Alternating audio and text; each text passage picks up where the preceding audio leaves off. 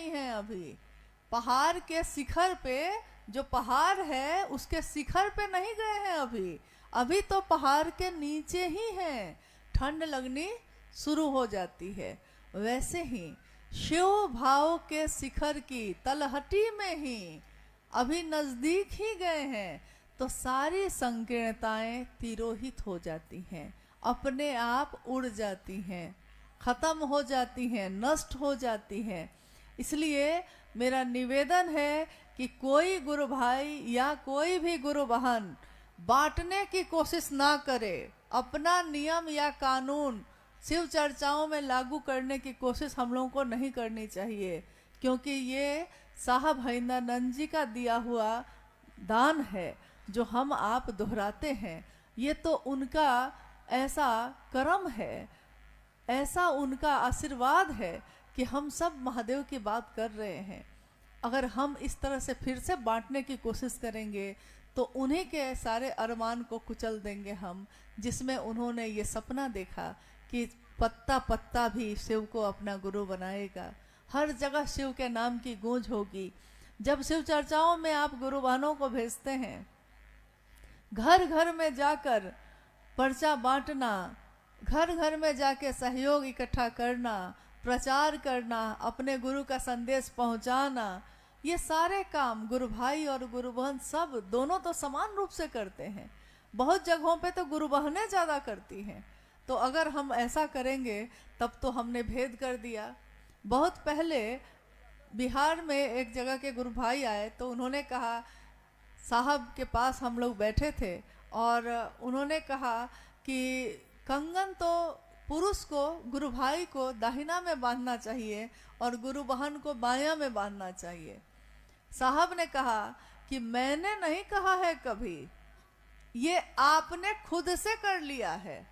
मैंने तो कहा था कि कलाइयों में धारित कर सकते हैं, कलाइयाँ दोनों आपकी हैं, आपकी मर्जी की आप किस में बांधना चाहते हैं।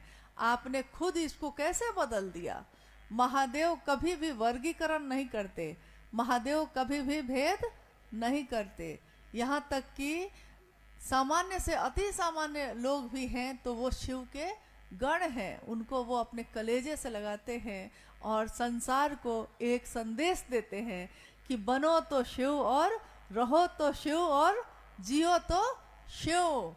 बन के रहना है तो शिव जैसा बनो ना। बनना ही चाहते हैं, डॉक्टर इंजीनियर बनना चाहते हैं, एक दिन तो वो खत्म हो जाएगा, लेकिन शिव बनेंगे और तब डॉक्टर बनेंगे तो वैद्य राज कहे जाएंगे, क्योंकि वेदों के भी वैद्य तो वही हैं। रहो तो शिव, रहना क्या बहुत बड़ा मकान हो जाएगा तो हम बढ़िया से रहेंगे? नहीं, एक छोटी सी झोपड़ी में भी बहुत सुखी जीवन बिताया जा सकता है। मन की खुशी ही आपके जीवन का सार है। मन खुश है तो झोपड़ी में भी महल का सुख लगता है। मुझे झोपड़ी भी महल लग रही है, तेरा साथ है तो मुझे क्या कमी है। महादेव का साथ है तो हम लोग को क्या कमी है।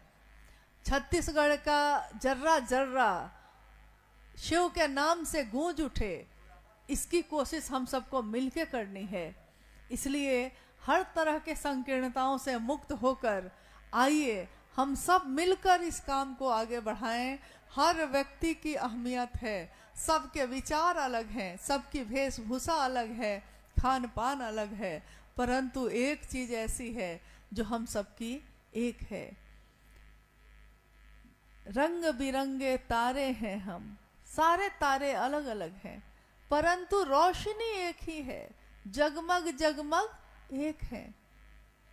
दिया एक पंक्ति से किसी ने जला दिया, दिया चाहे सोने का जलाइए, दिया चाहे चांदी का जलाइए, दिया चाहे मिट्टी का जलाइए, लेकिन दिया अलग अलग हो सकता है। क्या सोने के दिए की रोशनी अलग होती है और मिट्टी के दिए की रोशनी अलग होती है? ऐसा नहीं होता। हम सब की रोशनी एक ही है, भगवान शिव ही हमारी रोशनी है। इसलिए हम सभी शिव के शिष्य का इहलौकिक उद्देश्य स्पष्ट है।